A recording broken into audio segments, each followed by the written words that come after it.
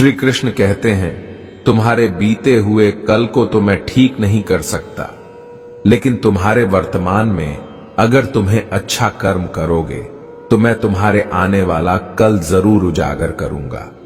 आज के जमाने में कोई अपना नहीं होता, सिर्फ लोग तब तक साथ देते हैं जब तक उनका स्वार्थ होता है।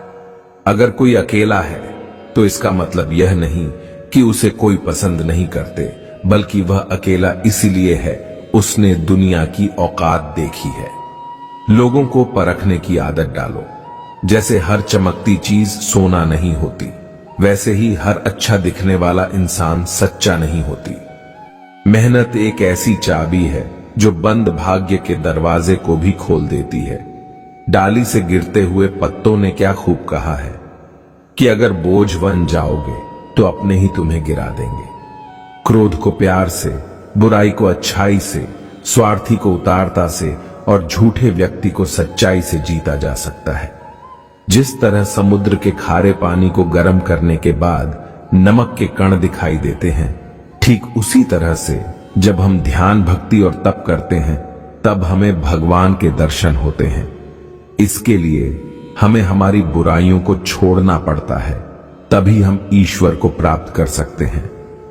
अगर आपको बहुत सारे परेशानियों से गुजरना पड़ रहा है तो आप खुश हो जाएं, क्योंकि भगवान की नजर आप पर है। देर से ही सही, लेकिन वो आपकी जरूर सुनेंगे। इंसान का भाग्य उन्हीं के कर्मों का फल होता है जो उसने अतीत में किए हैं। इसी तरह वो लोग जो आज कर्म कर रहे हैं वो उनके आने वाले कल का निर्धारण करते हैं। भगवान बोलते हैं, तू करता वही है जो तू चाहता है, पर होता वही है जो मैं चाहता हूं। तो तू कर वही जो मैं चाहता हूं, फिर होगा वही जो तू चाहता है।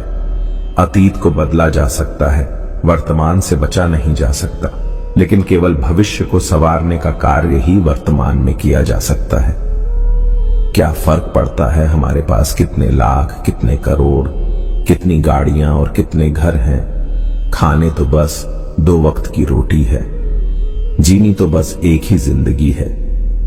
फर्क सिर्फ इस बात से पड़ता है कि हमने कितने पर खुशी से बिताए, कितनों की खुशी की वजह हम बन पाए। सुख दुख एक सिक्के के 2 पहलू हैं। जहां सुख होगा वहां दुख भी होगा, और जहां दुख होगा वहां सुख भी होगा। इसलिए सुख दुख के बारे में बिना सोचे निरंतर अपने लक्ष्य को प्राप्त करने के लिए प्रयास करते रहना चाहिए। एक बात हमेशा याद रखना, किसी किसान में गिरगिरानी से ना मोहब्बत मिलती है, न इसलिए अपने स्वाभिमान को जिंदा रख। कोई अगर आपकी किस्मत में होगा तो वह आपके पास खुद भी चलकर आएगा। दूसरों को हराने का मौका मत दो, बस खुद को आगे ले जाने की जिद पालो। कभी हार ना मानने की आदत ही एक दिन जीतने की आदत बन जाती